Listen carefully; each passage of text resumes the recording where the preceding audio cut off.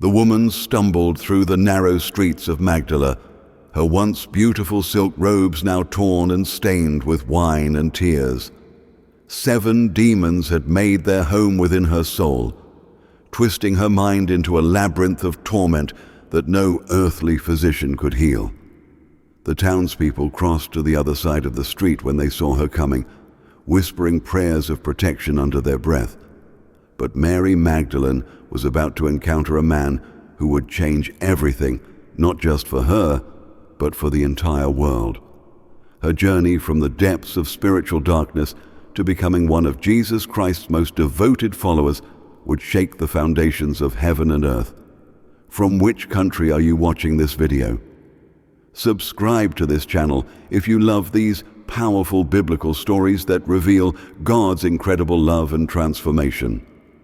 In the bustling fishing village of Magdala, located on the northwestern shore of the Sea of Galilee, a woman named Mary lived in the shadows of society. Her family had once been wealthy merchants, trading in fine fabrics and precious oils that came through the ancient trade routes. The name Magdalene itself meant tower, suggesting she came from a family of prominence and strength. But now, that tower had crumbled into ruins. Mary's torment began subtly, like a whisper in the night that gradually became a roar. The first demon entered during a time of great personal loss. Her father, a respected merchant, had died suddenly during a business trip to Damascus. The grief opened a crack in her spiritual armor, and through that crack, darkness seeped in. The second demon came during her failed marriage to a man who cared more for her dowry than her heart. When he abandoned her for a younger woman from Capernaum, bitterness took root. The third, fourth, and fifth demons arrived during her desperate attempts to fill the void through relationships that left her feeling more empty than before. The sixth demon whispered lies about her worth, convincing her that she was beyond redemption. The seventh and most powerful demon brought despair so deep that she sometimes stood at the edge of the sea, wondering if the dark waters might offer the peace that eluded her on land. These were not mere metaphors for emotional struggles, though they certainly included those elements. In the ancient world, demonic possession was a terrifying reality that manifested in ways both psychological and physical. Mary experienced violent seizures that would throw her to the ground without warning. She heard voices that commanded her to harm herself and others. There were days when she could not recognize her own reflection, as if looking at a stranger wearing her face. The demons spoke through her lips in languages she had never learned, cursing God and blessing evil with equal fervor. Sleep became her enemy, for in her dreams the demons showed her visions of hell so vivid that she would wake screaming, her bedding soaked with sweat and tears. The religious leaders of Magdala declared her unclean and banned her from the synagogue. They said her condition was punishment for hidden sins, perhaps inherited from generations past. Some whispered that she had practiced sorcery or consulted with mediums. Others believed she had broken sacred vows or desecrated holy places. The truth was simpler and more tragic. Evil had recognized a beautiful soul and sought to destroy it before it could fulfill its divine purpose. Mary's mother, Rachel, had died trying to care for her tormented daughter. The stress and heartbreak of watching her child suffer had weakened her already fragile health. On her deathbed, Rachel gripped Mary's hand with surprising strength and whispered, "The God of Abraham, Isaac, and Jacob has not forgotten you, my daughter. When the darkness seems complete, look for the light. It will come." Those words haunted Mary in the months that followed, especially during her lucid moments when the demons temporarily retreated and she could think clearly. During these brief respites, Mary would remember who she used to be. She had been educated, unusual for a woman of her time. Her father had believed in the power of knowledge and had hired tutors to teach her to read and write in both Aramaic and Greek. She had studied the scriptures and could recite long passages from the Psalms and the writings of the prophets. She had once dreamed of using her education to help other women in their community, perhaps starting a school or organizing charitable works. But now those dreams seemed like fragments from someone else's life. The demons grew stronger with each passing month. They began to control not just her mind, but her actions. She would find herself in places with no memory of how she had arrived there. Sometimes she would discover strange objects in her possession, items that seemed to pulse with malevolent energy. The demons used her knowledge of Scripture to mock God, twisting holy words into blasphemous prayers. They forced her to perform degrading acts that violated every moral principle she had once held dear. The shame was almost worse than the physical torment, creating a cycle where each humiliation made her more vulnerable to further spiritual attack. Local merchants who had once competed for her family's business now refused to serve her. Children threw stones and called her the demon woman of Magdala. Even the prostitutes and tax collectors, society's acknowledged outcasts, kept their distance. Mary found herself truly alone in a way that few human beings ever experience. The isolation was so complete that sometimes days would pass without her hearing the sound of another person's voice, except for the cruel laughter of the demons within her. But God was working, even in the midst of Mary's darkest hour. Across the region, stories were spreading about a rabbi from Nazareth who possessed unprecedented power over evil spirits. This Jesus of Nazareth was different from other religious teachers. Where others offered lengthy debates about the law, Jesus spoke with simple authority that made even the winds and waves obey. Where others maintained careful distance from the unclean and the outcast, Jesus touched lepers and ate with sinners. Most remarkably, where others saw demonic possession as evidence of divine judgment, Jesus saw beloved children of God in need of liberation.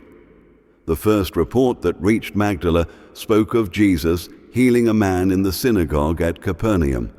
The possessed man had cried out, recognizing Jesus as the Holy One of God. But instead of engaging in a lengthy exorcism ritual, Jesus had simply commanded the demon to be silent and come out. The evil spirit had obeyed immediately, leaving the man completely healed and in his right mind. Similar stories followed from village after village as Jesus traveled throughout Galilee. A boy near the Jordan River, who had been mute since birth, suddenly spoke clearly after Jesus laid hands on him. A woman in Nain, who had been bent double for 18 years, stood straight for the first time in decades. Mary heard these stories during one of her rare visits to the marketplace, when the demons were temporarily quiet and she could venture out for food.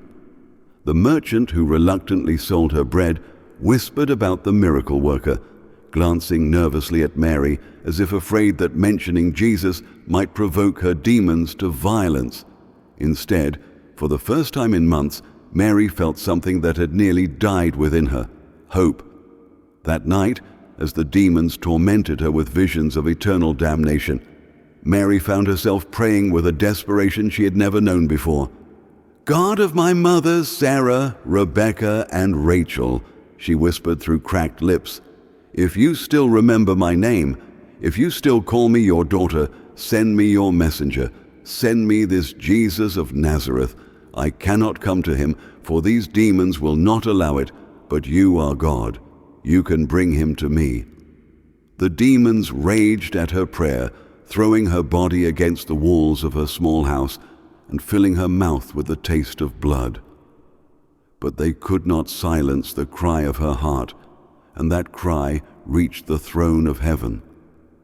In the realm of the Spirit, where angels and demons wage war for human souls, the prayer of a desperate daughter moved the heart of the Father.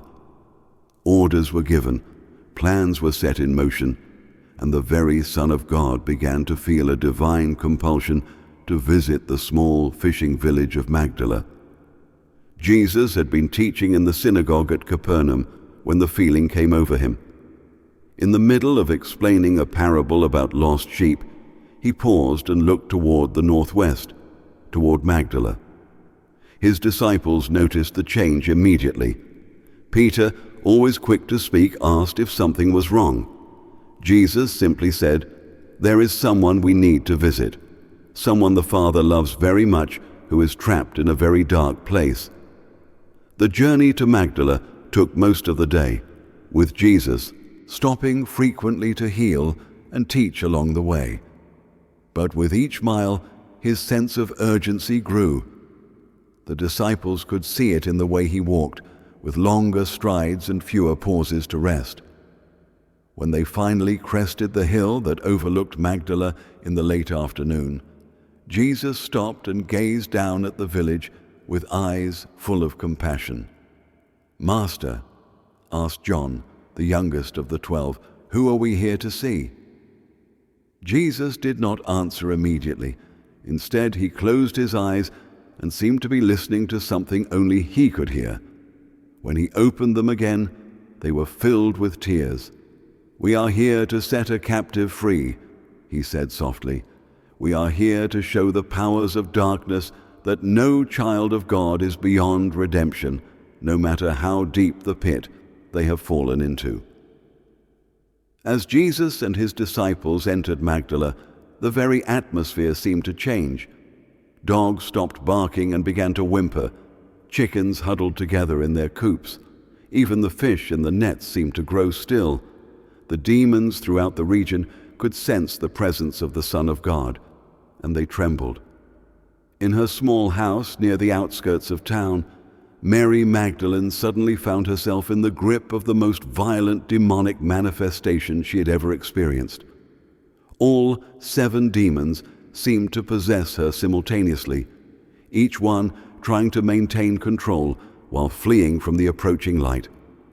Her body convulsed so violently that the wooden furniture in her home began to splinter.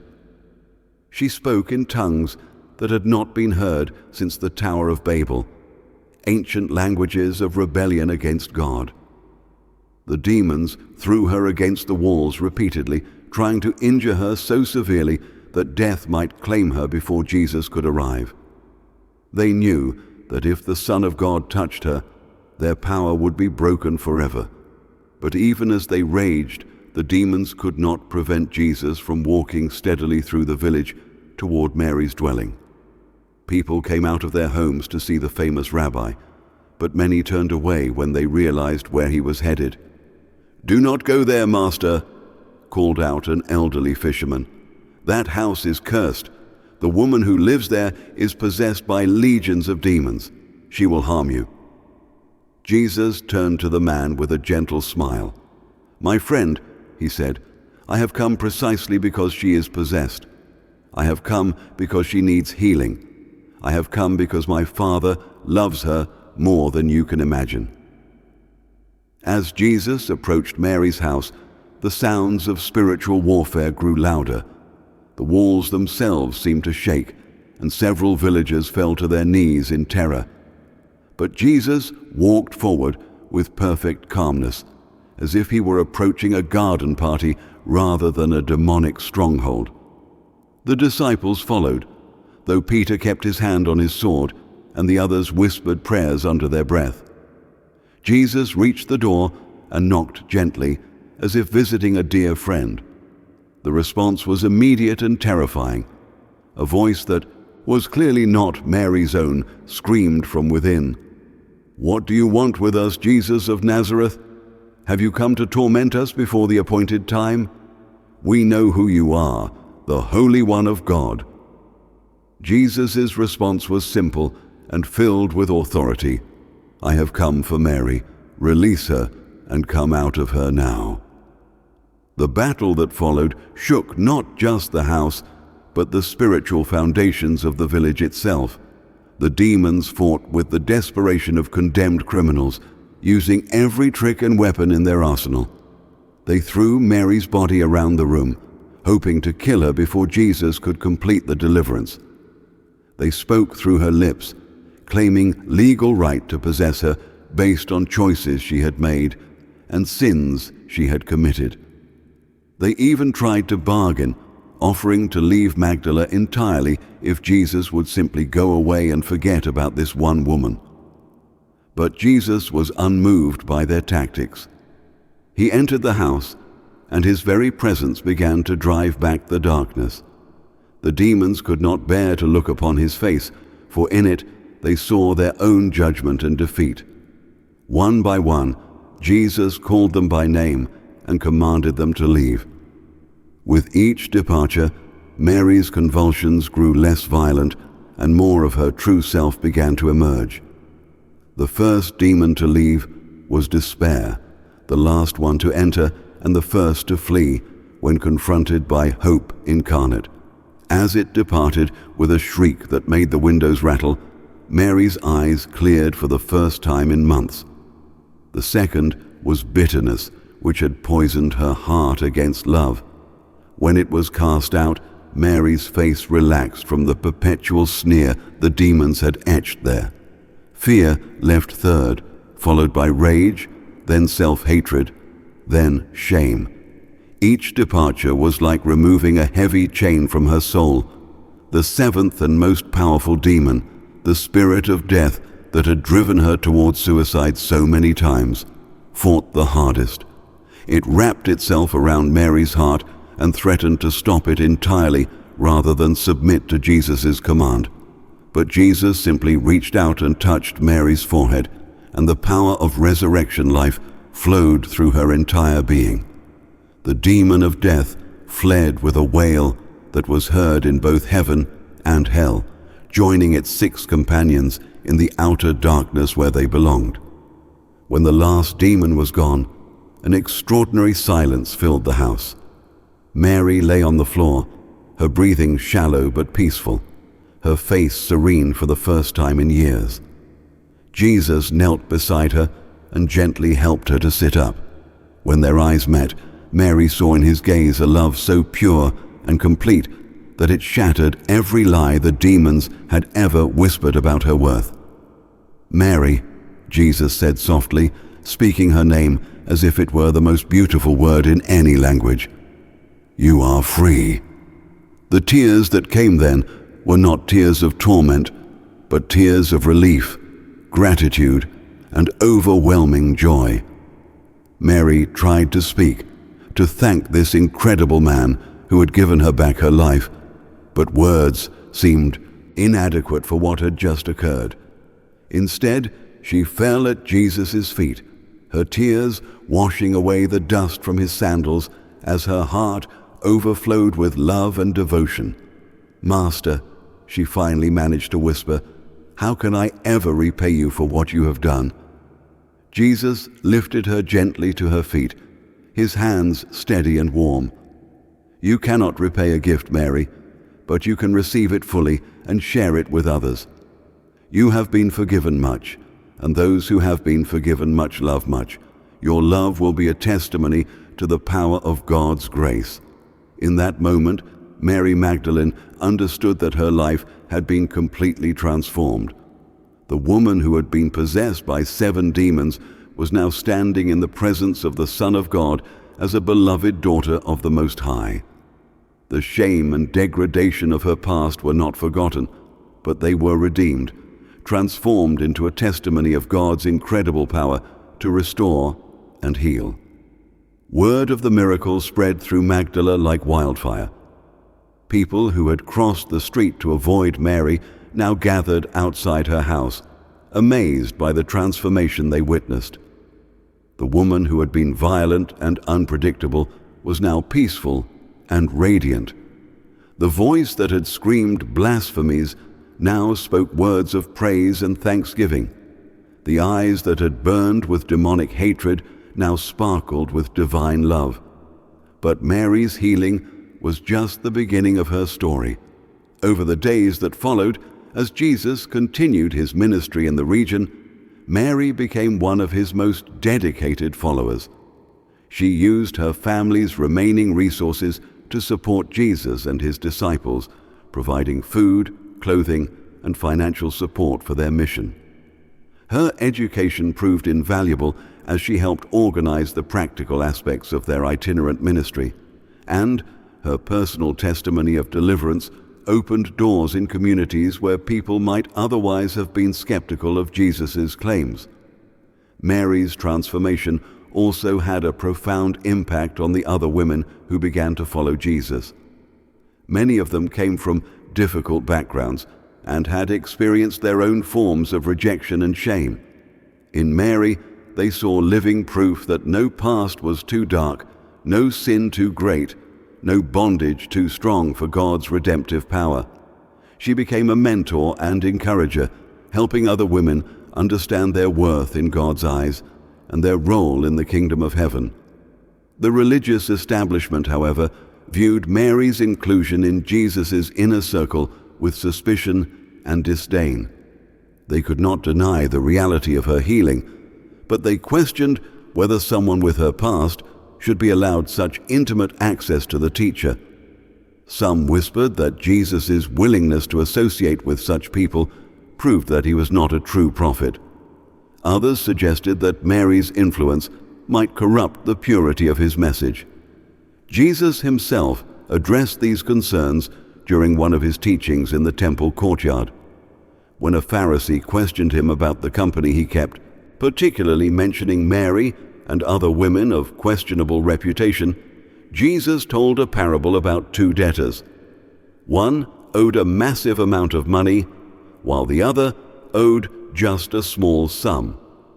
When both debts were forgiven by a generous creditor, which debtor would be more grateful? The Pharisee correctly answered that the one who had been forgiven more would love more. Jesus then pointed to Mary, who was sitting nearby, listening intently to his words, and said, "This woman's sins, which were many, have been forgiven, for she loved much. But the one who is forgiven little loves little."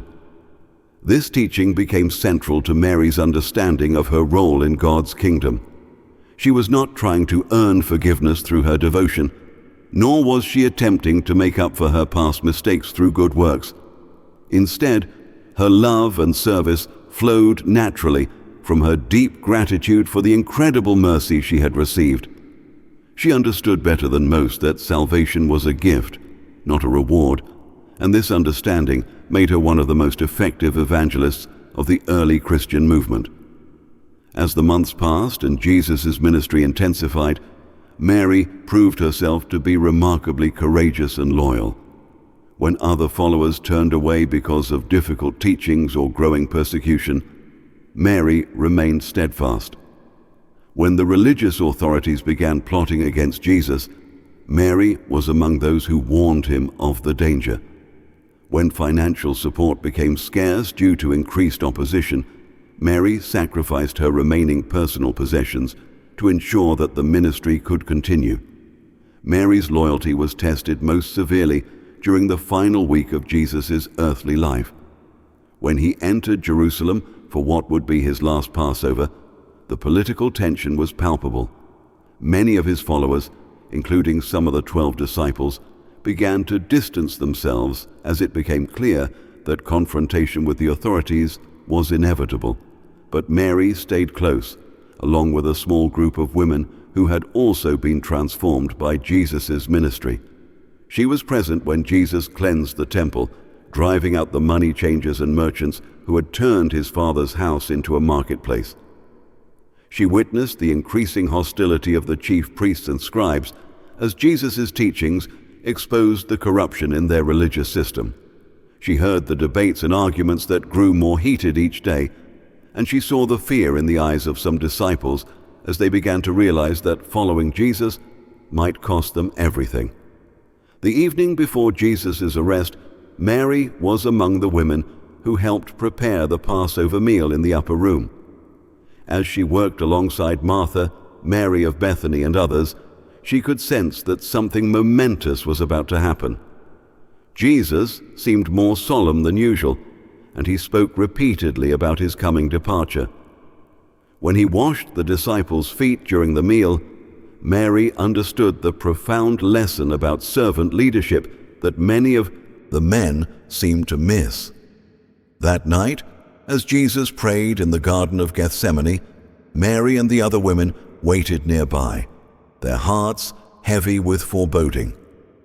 When the temple guards arrived with Judas to arrest Jesus, Mary watched in horror as one of the 12 disciples betrayed his master with a kiss. The other male disciples fled into the darkness, but Mary and the women followed at a distance as Jesus was led away to face trial. The next 18 hours tested Mary's faith more severely than even her years of demonic possession had done. She watched from the courtyard as Jesus endured mockery and abuse from the high priest and his council. She witnessed Peter's 3 denials, saw the fear and confusion on the faces of the other apostles, and felt the crushing weight of apparent defeat as the religious and political authorities seemed to triumph over the one she knew to be the Son of God. But it was at the cross that Mary Magdalene's true character shone most brightly. While most of the male disciples had fled in fear, Mary stood with the mother of Jesus and John, the beloved disciple, at the foot of the cross. She refused to abandon her Lord even when his situation seemed hopeless. She stayed through the long hours of his agony, providing what comfort she could to Mary, his mother, and offering what support was possible to the dying man who had given her new life.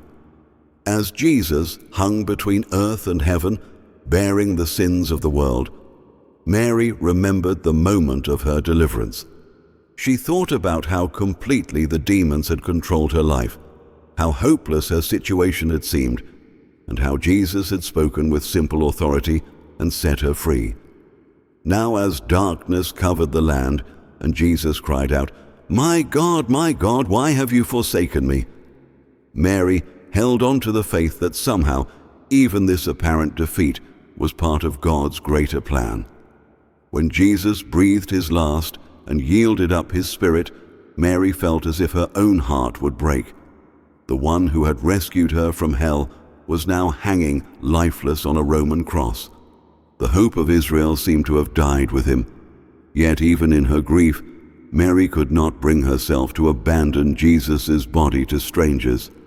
She watched carefully as Joseph of Arimathea requested permission from Pilate to bury Jesus, and she followed as the body was taken to the new tomb in Joseph's garden. The burial was hasty, as the Sabbath was approaching, and Jewish law required that the body be interred before sunset. Mary and the other women noted where Jesus was laid and planned to return after the Sabbath to complete the burial preparations with proper spices and ointments. The massive stone that sealed the tomb seemed to seal their hopes as well, and the Roman guards who were posted there appeared to make any future access impossible. Saturday, the Sabbath day, was the longest day of Mary Magdalene's life. She spent it in prayer and fasting, wrestling with questions that had no easy answers. How could the Son of God die? How could evil triumph over perfect goodness? What would happen to the movement that Jesus had started? Would his teachings survive, or would they be forgotten like those of so many other failed messiahs? Mary had seen the power of God displayed in her own deliverance and in countless other miracles, but now that power seemed absent when it was needed most. Yet, even in her darkest moments of doubt, Mary found herself returning to the words Jesus had spoken during his ministry. He had talked about dying and rising again, though at the time his meaning had been unclear. He had compared himself to the prophet Jonah, who had spent 3 days in the belly of a great fish before being delivered. He had spoken of destroying the temple and rebuilding it in 3 days, which the disciples had only later understood to refer to his own body. As Sunday morning approached, Mary felt an inexplicable urge to visit the tomb. She had purchased expensive spices for anointing Jesus' body, and she wanted to perform this final act of love and devotion. The practical difficulties seemed insurmountable. The stone was too heavy for her to move, and the Roman guards would never permit her to enter. But love compelled her to try, regardless of the obstacles. Mary set out for the tomb in the pre-dawn darkness, her heart heavy with grief, but her determination unshakable.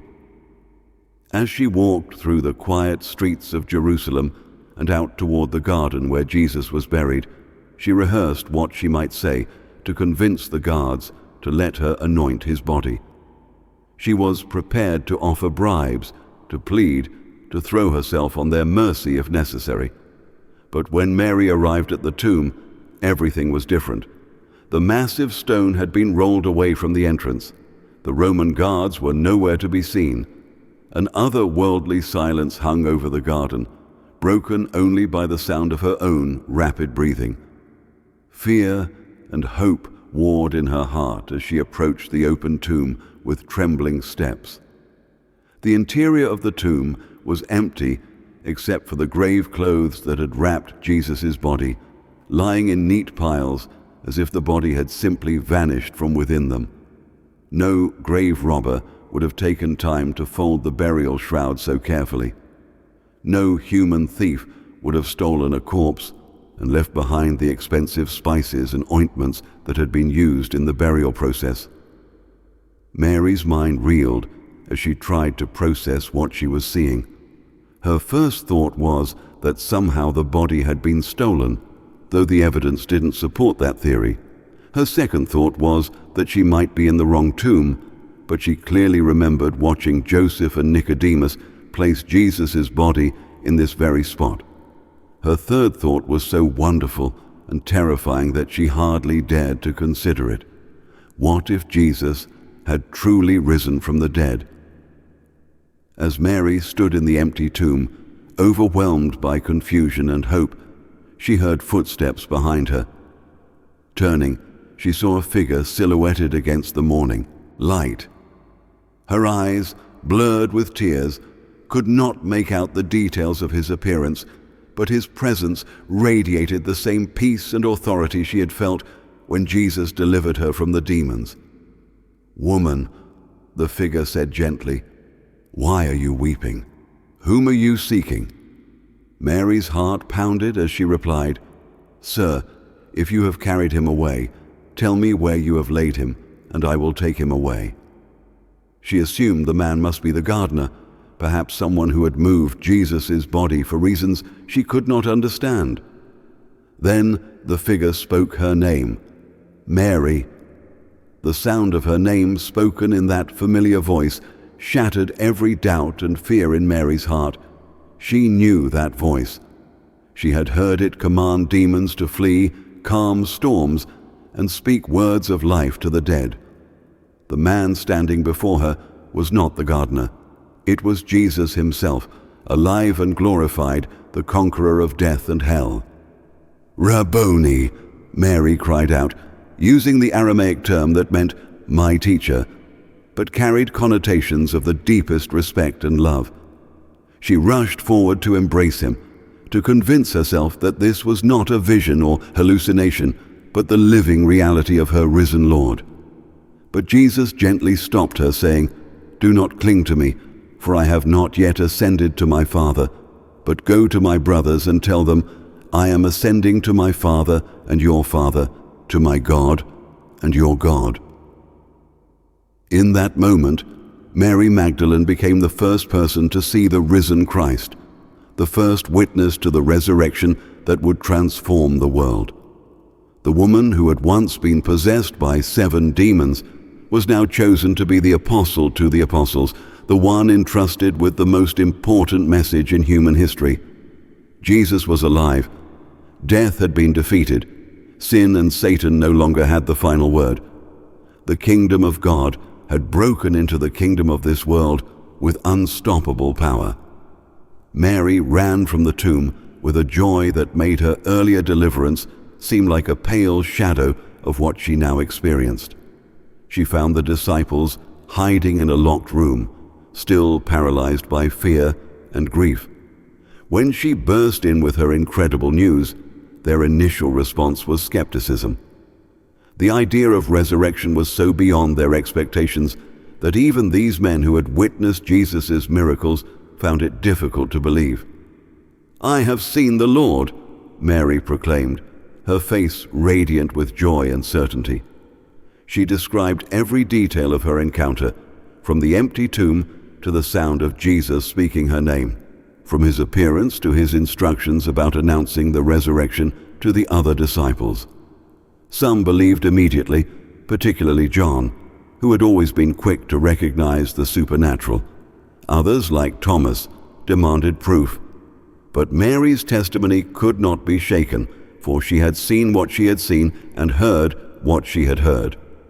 Over the days that followed, as Jesus appeared to various groups of disciples and proved the reality of his resurrection through multiple encounters, Mary's role as the primary witness became increasingly important.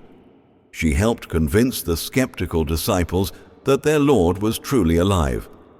She provided details about Jesus' post-resurrection appearance and teaching that helped the early church understand the significance of what had occurred.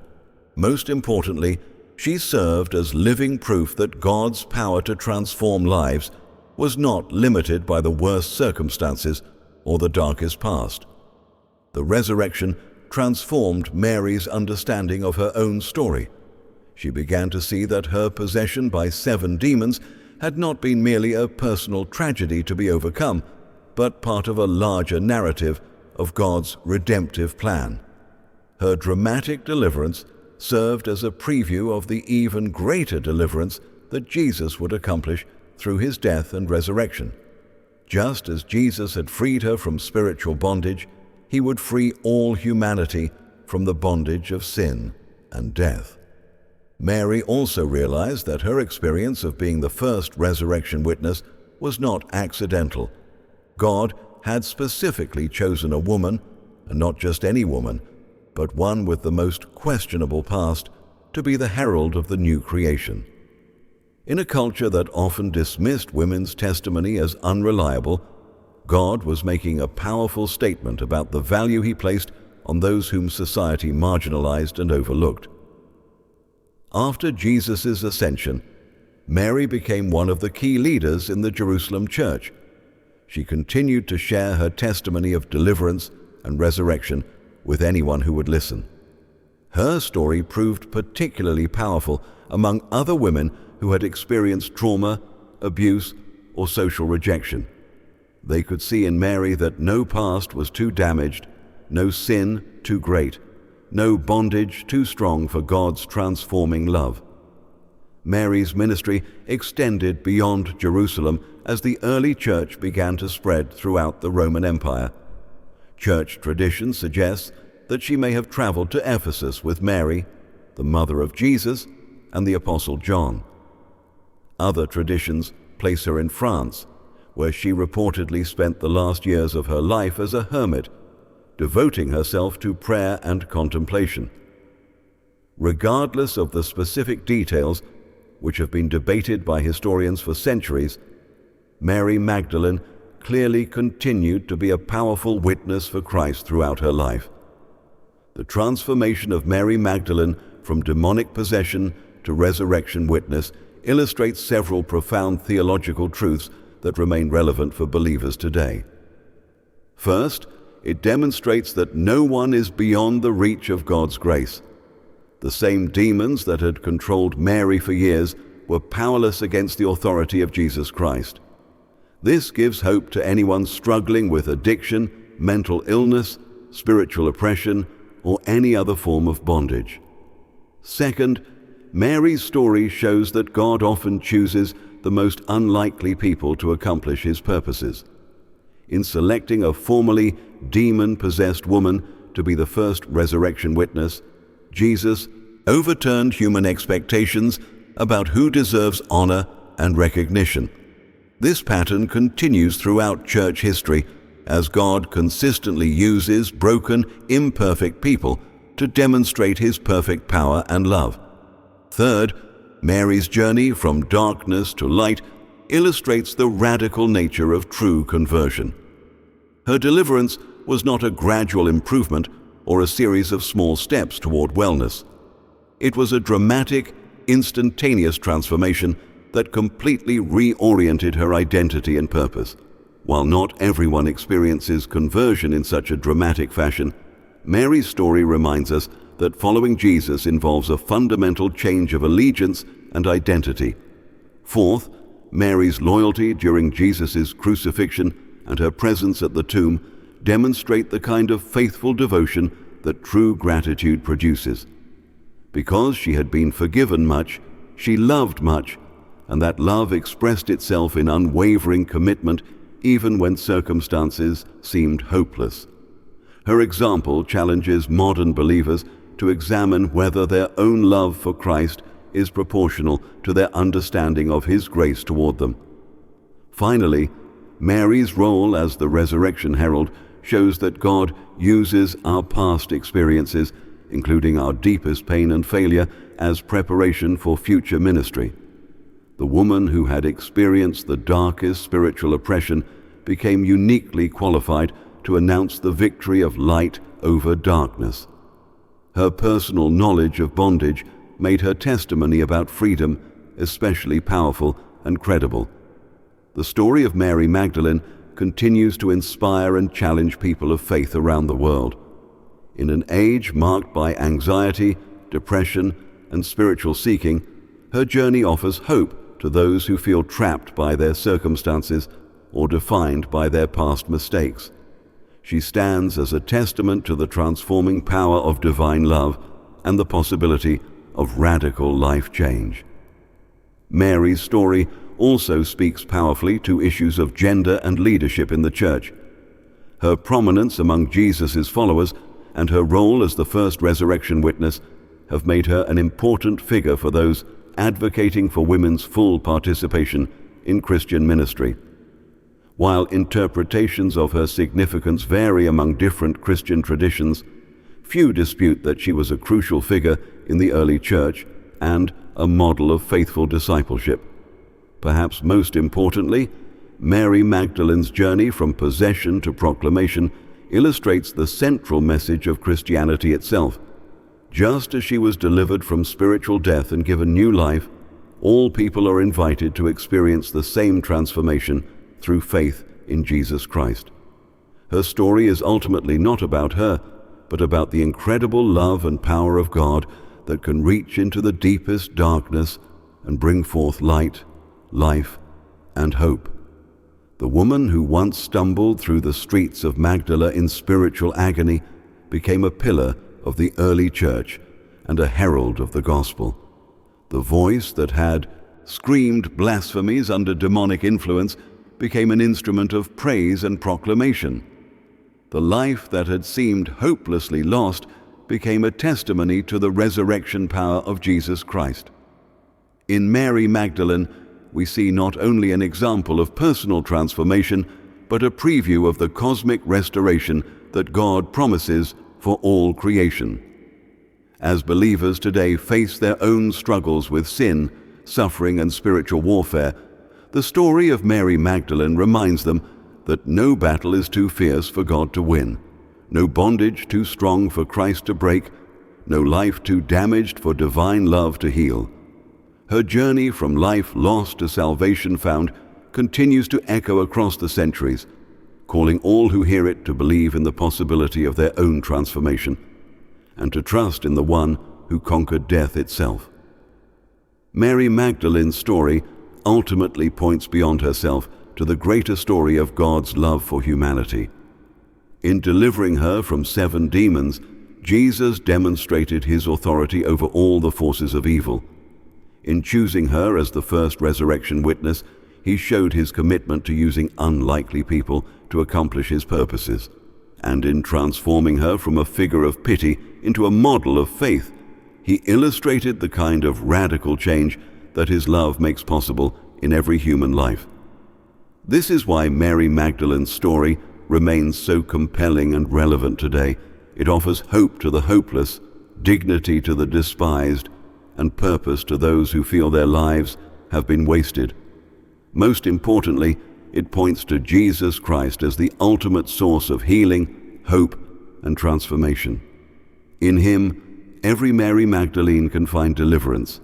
In Him, every broken life can become a testimony to grace. In Him, every ending can become a new beginning. The woman from Magdala who met Jesus on the shores of Galilee discovered that her deepest wounds could become the source of her greatest ministry. Her darkest chapters could be rewritten by divine love, and her life lost could indeed become salvation found. Her story continues to inspire millions of people around the world to believe that no matter how far they have fallen, no matter how long they have been trapped, no matter how hopeless their situation appears, there is always hope for transformation through the love of Jesus Christ.